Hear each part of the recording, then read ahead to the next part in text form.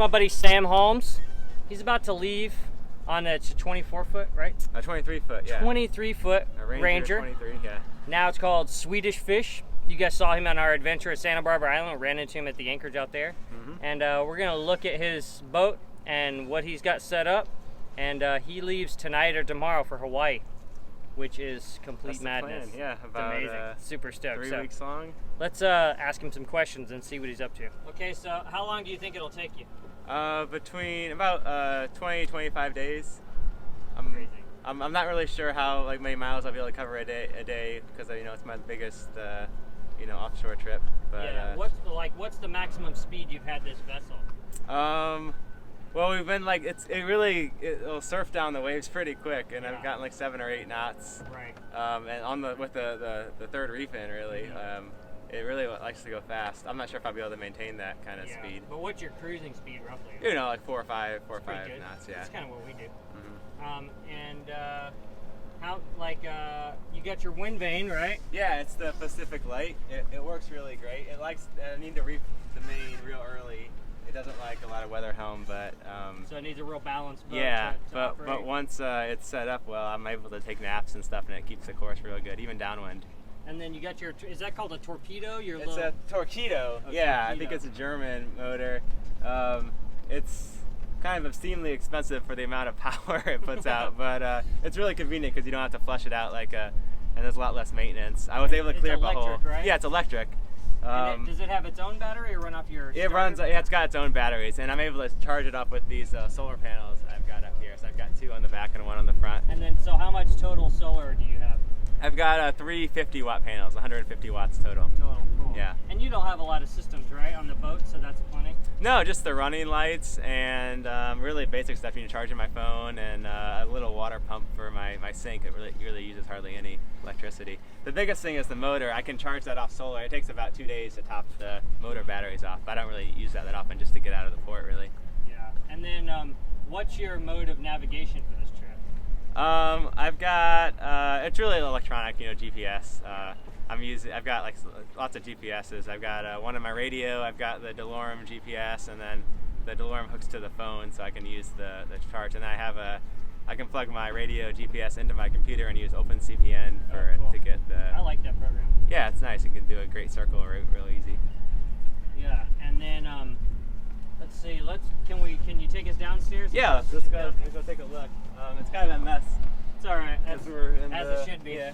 Get everything fixed up. Comes into the home straight. So there was a bunk over here originally. There was a bunk on each side, but I took this bunk out and I'm using that for all my provisions and stuff. So I got just the IKEA Sam bins with all my food and some spares. I got a little bit of scuba equipment, a lot of canned foods, so some fresh fruits for the beginning of the voyage, and some stuff that shouldn't go bad. Nice. Powdered, a little bit of dehydrated food, and then I kind of I was trying to figure out a way to kind of cinch that down in case the boat rolled over. Perfect. Seems like it should hold it. Got your fancy new e-perb there. That's a vacuum. That's a vacuum. Yeah, so that's the e-prib, and I had a coworker who was kind of concerned about me. He got me extra e-prib and the beacons. Your electronic flare. Is that yeah. what that other is? And then I've got another beacon. I got the DeLorme inReach here. I can message back that and use that for emergency. We're going to be tracking you on your Garum, so right. Mm-hmm. So that's online. People can see that. So you can see along the way every 2 hours it should send a waypoint back.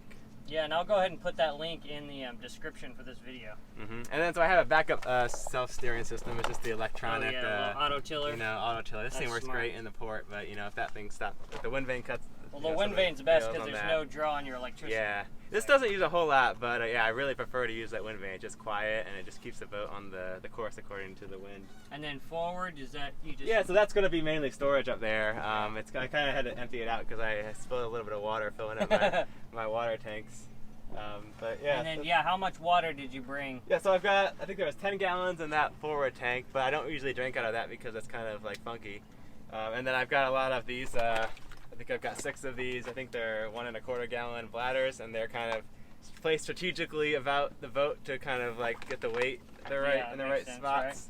Right? I had to kind of push them a little further back recently. I really like this little heater too, because like when you go out, like cool. and you just like have to do some sail change in the middle of the night, and you're just like freezing, you get like splashed with some spray. It's just really nice to kind of warm up. And this is like really overkill for this type of boat. Yeah, but it's a small space, so it probably heats up pretty quick. Yeah, it heats up really quick, nice. and it's just really nice. Makes nice. a difference. Yeah. And when you're out there and you get wet and stuff, you're gonna want that. Yeah, definitely. I was kind of debating even bring this at all, but at the last trip I went on, it was good to have. Is that your head, the bucket? Yeah, well actually I have an ostomy bag, so I can usually just empty this over the side, but I use this as a head for guests. I have like the toilet seat lid, which in the past I've used, but no one's ever taken me up on it, you know? Yeah, well, but that's probably a good thing. It works pretty well. That's probably a good thing. Yeah. And then there's your swing out table. We saw that. Yeah. You made a video on your YouTube channel with that, right? Yeah, I like the swing out table. Did you ever install the bracket out here so you can have it? No. Yeah. It's fine maybe one day, but yeah, it works good enough just in here. And I need to add the fits. Everything was always falling off. Right. That's smart. Before, yeah. And then you got your little fridge, which you said works sometimes. Yeah, it works marginally. And then like the nice thing about the outboard is it comes in pieces, right? So there's the battery. So I have the two batteries down here. And they just clip on, almost like a cordless drill or something. They just kind of snap right in, like a power tool. And then the tiller is like a separate piece. But it makes it really nice because then you can pull the whole thing out, and it's a lot lighter and easier to take off than a gas outboard. Yeah, you can stow it. When I just stow it in my cockpit locker once I get out of the port, basically. That's great. Awesome. And then you've done a number of like kind of way out and back with everything loaded up the last couple of weeks, right? Yeah, I've been kind of testing everything and the configuration it's going to be on the trip, just to see what works and what didn't. And I've learned a few lessons, but for the most part it's been working really well. I feel like the biggest kind of thing that's helped me is just trying to sail as frequently as possible. That's the key. I kind of made like a resolution to myself. Every time I was down on the boat, I would just take the boat out and just kind of sail, even if it was just in the port for a little bit. Smart. And that's really kind of helped just kind of overcome some of the tripping over yourself kind of bits. All that stuff will fall into place too. Okay, and you said you did the spinnaker single-handed for the first time the other day? Yeah, that went really well. It was my third time trying it. The first two times I had a buddy helping, but this last time I just kind of like took it. I kind of realized the pitfalls I might run into. I double-checked all the lines, and it worked pretty well. There was at one point I was like going downwind, and the wind was kind of picking up.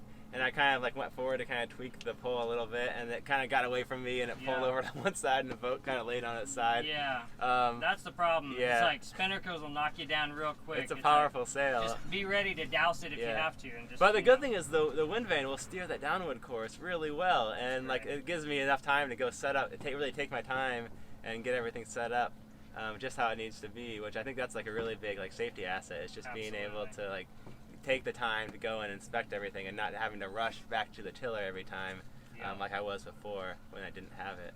Absolutely. And then when do you plan on leaving? I think either tomorrow night I might go anchor in Cabrillo Beach and then leave in the morning, or if the last minute project takes a little longer than I expected, I'll leave tomorrow morning. Yeah. But either way, I'm headed out very soon. Coming up. And then what's your plans once you get to Hawaii? I don't really know yet. I'm going to be there at least a few months. I've had this dream of like sailing around the world. I don't think this boat, it might not be up for it. I might try to find a bigger boat once I get there. I might do that kind of like around the North Pacific High, kind of like that route. Go up to Alaska or something. I'm not sure if I don't really have a lot of motor power, so I think that kind of like going down the coast. Wind up there, so. Yeah, there might be kind of some problems running into that doing that kind of trip with this type of boat. But it's kind of up in the air right now. It's just kind of play it by ear. You're really into paragliding too, right? So are you gonna do some of that while you're in Hawaii? Yeah, so I'm bringing 2 paragliders with me. Nice. I was trying to get my tandem certification by the time I went there, but maybe I'll figure that when I get there. But yeah, there should be some good coastal paragliding sites. That is awesome. That's a lot of fun. Incredible. All right, well, we wish you the best, and we're gonna be following along. Thanks. And we look forward to seeing you back here, safe and sound, one way or another. All right. And it's time for us to head out and go sailing. Sounds good.